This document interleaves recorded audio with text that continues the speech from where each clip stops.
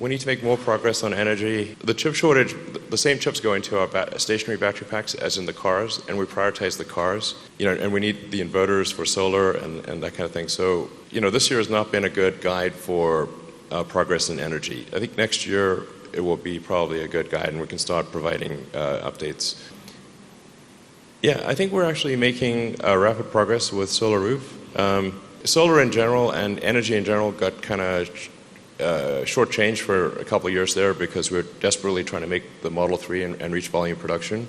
So we just moved everyone from anywhere in the company that could possibly work on Model 3 was working on Model 3. It was all hands on deck. If Model 3 fails, the whole company's dead. So we just could move everyone from solar, from everywhere, to help with Model 3.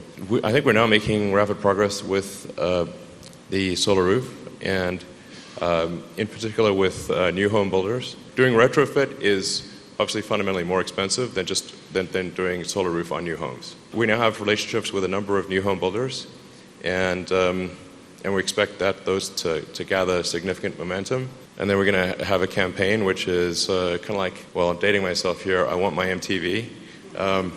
So I want my Solar Roof. We'll just get people actively asking in new home developments, well, does it have a solar roof and a Powerwall?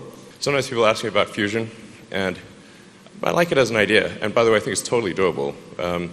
But there's a giant fusion reactor in the sky that shows up every morning, and zero maintenance.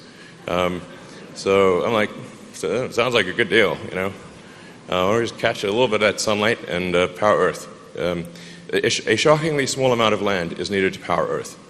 It's like, a couple hundred miles by a couple hundred miles of solar panels will power the entire United States. So it's like, okay, it's not that hard.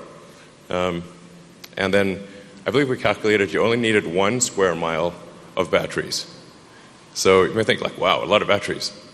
1 square mile of batteries, it's not that crazy. So, 3 parts of a sustainable energy future, solar and wind, but I think primarily solar will be the main source of energy, of sustainable energy, and energy in general. And then you need to store that energy with stationary battery packs, and then you need electric vehicles and electric airplanes and boats and whatnot. There's a lot more electricity production that needs to occur as we move to an electric vehicle future. For 2 homes where both cars are electric, the electricity usage will approximately double.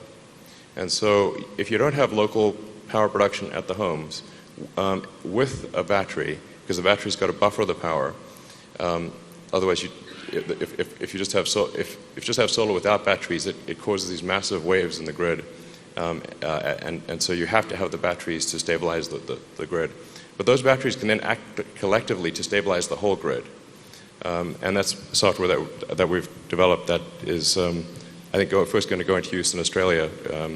That's going to be, I think, quite compelling. For a sustainable energy future, you have to address electricity at the homeowner level. This is essential. But there will still be a very prosperous future for utilities because electric power will approximately double, and then if you transition heating to electric as well, it approximately triples. So this is a lot of work both at the local level of electricity distribution and at the utilities. Utilities got to expand, and there's got to be solar and batteries at the homeowner level. I think Solar Roof will see massive growth in the years to come.